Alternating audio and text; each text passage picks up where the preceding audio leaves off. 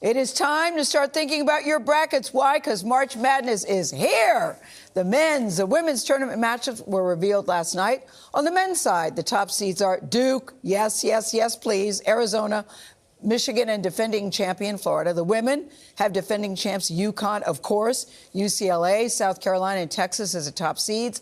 CBS Sports college basketball insider, analyst, and sideline reporter who knows all things, Jon Rothstein, is here to take us through the men's brackets. All right, Jon, how'd the committee do? You and Klaus were talking. So far, so good. Yeah, really, really good job by the committee last night. Obviously, in a situation where all 68 teams that were selected last night, obviously, in the NCAA tournament bracket were the same 68 that I projected Sunday morning. So I have no issues with the committee. And you're saying when you're picking your brackets, you need to have what with you? You have to have a bottle of kerosene with you, because for all intents and purposes, the bracket should be flammable, because at any time over the next 3 weeks. But that's what makes it fun. Exactly. People are saying good morning when I see them this morning. You should really be saying happy holidays. Happy holidays. Okay, Duke, Arizona, Michigan, Florida.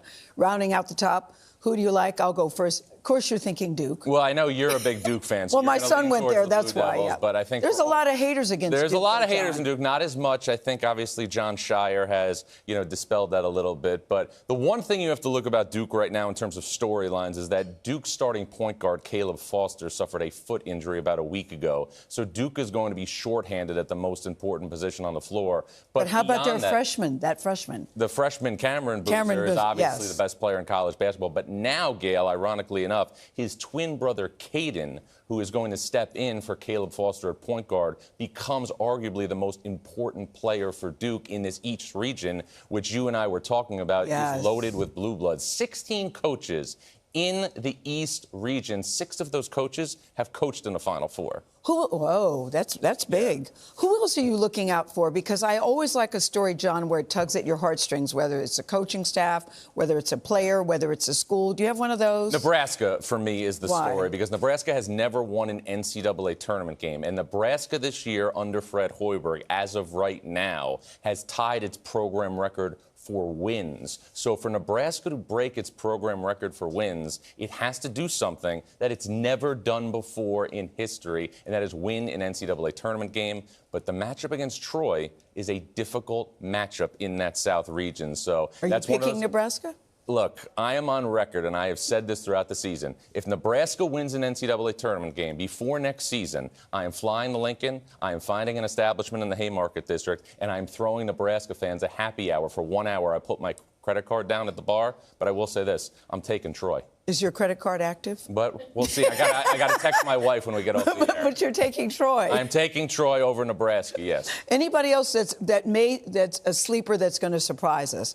That's the fun thing about March Madness. You hear about these schools you've never paid attention to. All of a sudden, they're making news. Well, I think Akron, out of the MAC, could be a team that beats Texas Tech in the round of 64. So much attention, and for good reason, has been on Miami of Ohio for the great season that obviously Miami, Ohio have had. But for all intents and purposes, Akron might have been pound for pound the best team in that league. 2 bids out of that league. Would not shock me to see Akron under John Gross, who has led this program to 4 NCAA tournament appearances in the last 5 years, be in a situation where it beats Texas Tech in the round of 64. And the women, can we just say, go ahead, UConn? Yeah, I mean, isn't it amazing, though? Are you picking UConn? Well, go ahead. 31 years after UConn won its first title under Gino Auriemma in 1995, the Huskies, not only have they added to that one title in 95, but they are continuing to surge. It's amazing. 31 years and still they're here. And that's 31 years ago. What do they say? The days are long, but the years are short. So we'll pick them for women. Who are you picking for men?